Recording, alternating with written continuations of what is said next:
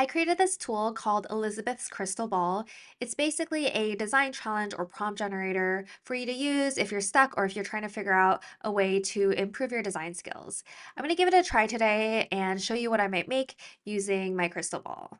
Let's wish for something that's practical and mild. The level of spice here basically determines the number of constraints we're going to add to the challenge. The more constraints you have or the spicier it is, the harder it might get because the more ridiculous the prompts will be. So let's go ahead and press reveal my destiny. So you're destined to craft a movie ticket booking system using 4 typefaces. That's kind of a lot, but let's give it a try. All right, so I'm gonna go ahead and try to do this prompt. I'm also setting myself a constraint of 5 minutes, mostly because I wanna see how much I can do in 5 minutes, and I think time constraints can be a really helpful creativity tool. Helps you iterate faster and not overthink things. 5 minutes is not very much time, and so I might not get very far, but let's see how it goes. So let's go ahead and get started.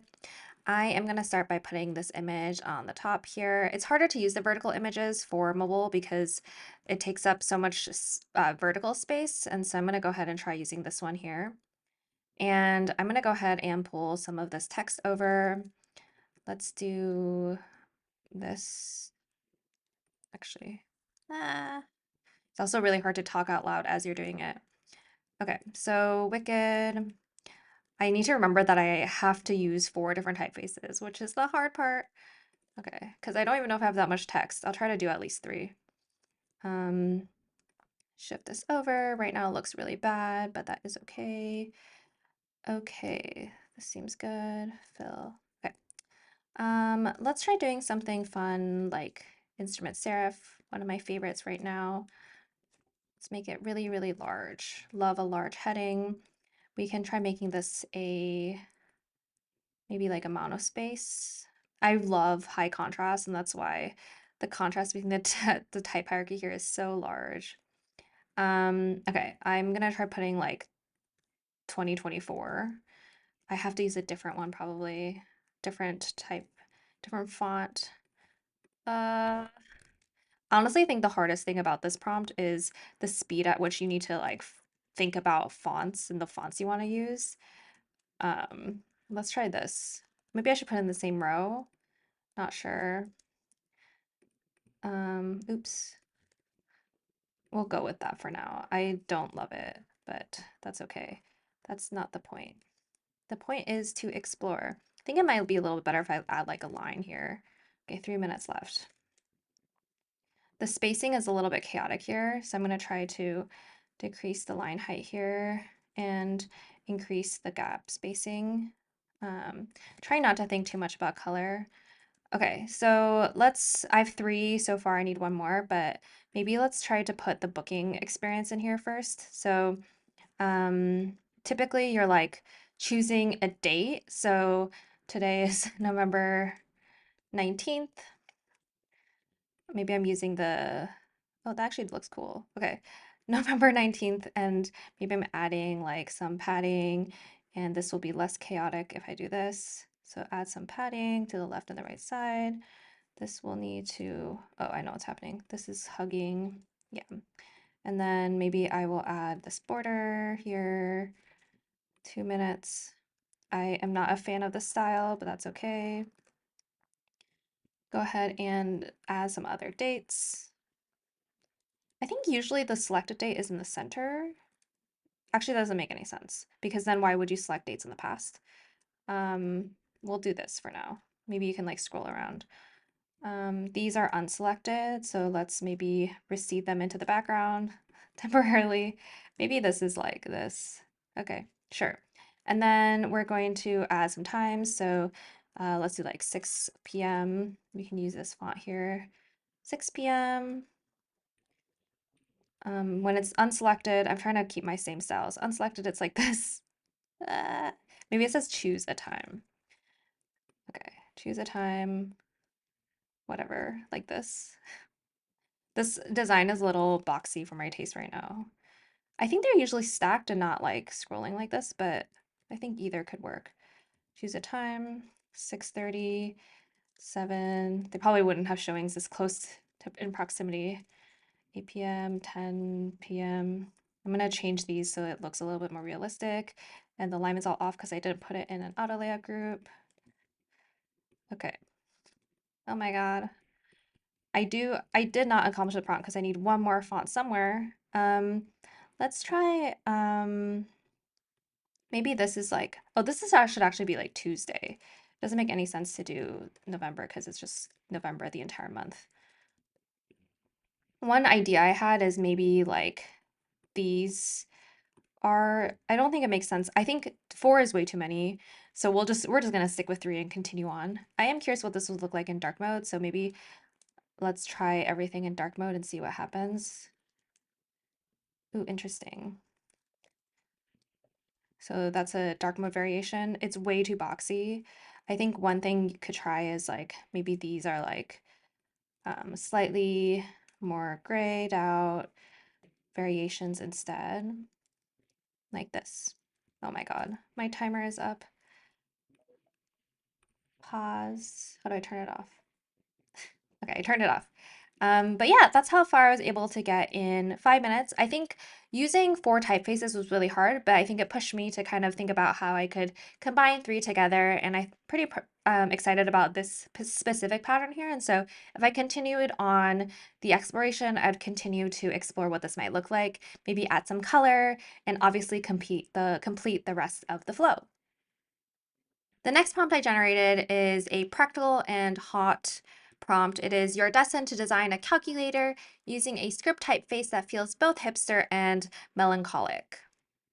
Okay, let's go ahead and get started. I pulled this calculator for reference. I don't remember what the order of the calculator buttons is off the top of my head. So script typeface. Okay, I think that's going to be our hardest part. I'm going to try looking for a good one in this menu. Um, I wish I could filter by script, but the only one I can think of is like, I think it's like Vivaldi. It's very dramatic. This one looks like a script, but I feel like the numbers don't look as script-like. We'll consider it for later. This one is the one I was thinking. Oh, I don't have it. Never mind.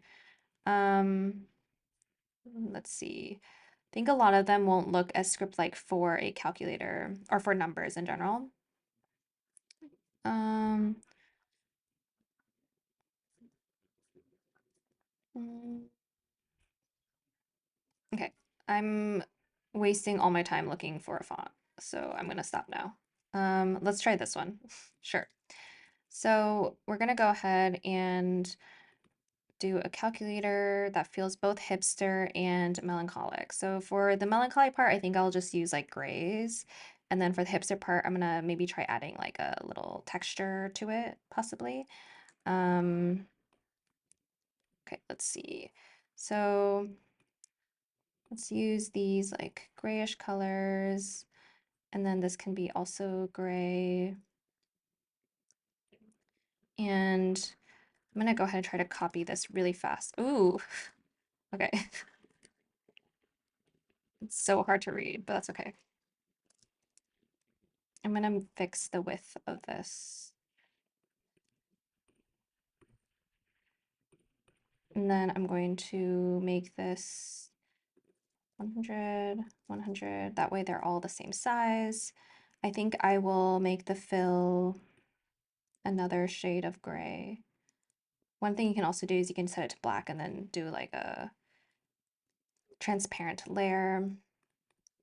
Let's add a little bit more padding. So maybe this is a little bit smaller. I wonder if it look better in lowercase, actually.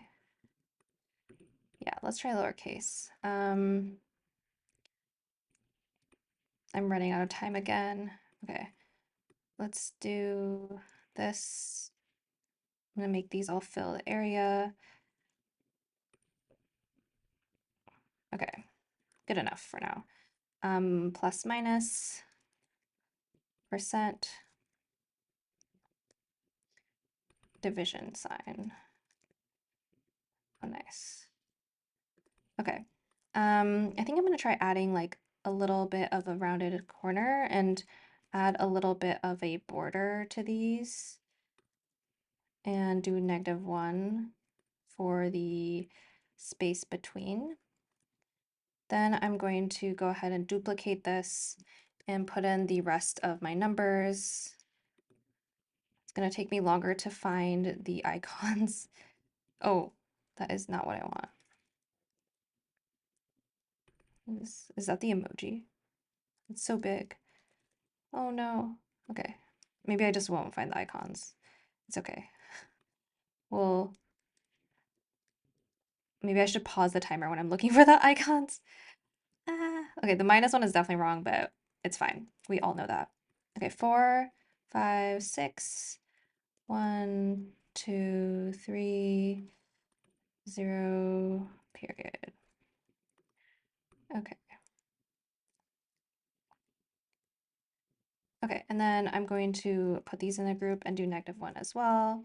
So I have like the base of the calculator done. I'm gonna go ahead and try adding some color. So let's add some color on this side. I do like how they have this pop-up orange, so maybe it's like, since it's melancholic and it's also, oops, and it's also trendy, maybe we can use like kind of like a bluish like this. I think I'm gonna fix this in my last remaining seconds. Do you think it's this one? Okay, I found it. Great. And then maybe the equal sign is a little bit different color too. So I'm gonna add like a little bit of a purple tint to that. And then you can explore what the numbers might look like. So maybe this is what the numbers would look like if they're calculated, like so. I think I might make all the text a little bit darker on the page so the contrast is a little bit higher. So that's my trend hipster and melancholic calculator that uses a script typeface. So let's go ahead and try an imaginative prompt. These are a little bit harder, so I don't know how far I'm gonna get, but if you want to do something creative, I think this would be a great fit for you. So this one is, you are destined to design a paranormal activity tracker using the colors yellow and red. All right, let's go ahead and give this one a try. This one kind of stresses me out because it's so kind of like random and open-ended, but I think when I think of like a paranormal activity tracker, I'm like looking for like maybe like a silhouette of like a person or something, maybe in like a hallway. Let me see if I can find one. Maybe something like, yeah, like one of these. So it's a little bit spooky like this. I accidentally put it in the background, which I don't want exactly. So let me try to fix that. I'm gonna put it in this image here, like so. I want to add like a blur to it. I think that would kind of make it feel a little bit more paranormal. Maybe it's like all in black and white. So I'm gonna go ahead and decrease the saturation. Let's try to get rid of this vignette that's like in the way. Okay, so that's like kind of, imagine it's like a camera, you're like going like this. So let's go ahead and try to do the prompt, which is like it's red and yellow. So one idea I had is maybe the image is tinted yellow? Question mark? Not sure. A really quick way you can do it is you can set this like color on top like this. I was thinking like maybe there's like kind of like a compass or something pointing you in the right direction to the paranormal activity. This is a very chaotic triangle. But maybe this is the thing that is red. I don't know. There's something about this red that looks really like default. Um, so maybe let's like put it down here. And then we can maybe put like a circle. So it's like pointing in like a different direction. Can't really see this, so maybe this thing is yellow too. Oh no, that looks not good. Maybe it's oh, this should be inside. So, okay. There's something that looks so default about this red that is not doing it for me, but that's okay. So maybe like as you go, the thing is like turning, and then it's like paranormal activity detected. Let's find a fun font for this. Oh, this one's not bad. Let's do this. Um, and then maybe it's like wrapped like this. I still find this red extremely random. Maybe it's like kind of going more into the background. I find that we need to like combine like, oh, maybe, like these silhouettes in the background that are the paranormal figures, they are red. So maybe we can do like, we can have them be red so that it kind of mirrors the style below. Maybe I should also like blur this a little bit. So it like looks, ooh, so it like blurs into the background. I'm gonna create another one. Let's see, like this. Okay, then I can copy the style over. Okay, so those are like the paranormal figures. I think this is like a little bit too yellow, so maybe we can like make it a little bit like a looser yellow. This thing just feels so tacky. Uh, maybe this needs a blur too. No, definitely not. I could try adding like maybe like a border to it or something. Oh no. Okay. Maybe there's no circle and it's just like this line that's kind of like telling you where to go. We can do like this type of red like this. Or it's like an arrow. I think an arrow could also work. So we could try doing like a line with an arrow at the other side, like this. I think the line is not inside the frame. There we go. Oh, the frame doesn't have, oh no, yeah, it's not inside the frame. You could do an arrow. Maybe the other thing it could do is like, maybe it's like, there's like a path to the paranormal activity. So like this. Oops, it's the wrong way. Swap. Oh no, I'm almost out of time. I think the arrow needs to get smaller.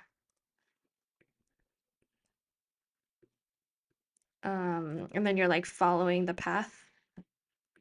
The perspective is all off. But it could also be like a dotted line, maybe. Oops, I'm out of time. But yeah, that was my paranormal activity detector using yellow and red. Pretty chaotic, but it was kind of fun to create. You can see my process if I zoom out. I hope you decide to give the crystal ball a try. The link is in my bio, or you can find it at artofvisualdesign.com/crystal-ball. Also, if you're interested in learning more visual design tips or tricks and processes from me, definitely check out my course, The Art of Visual Design.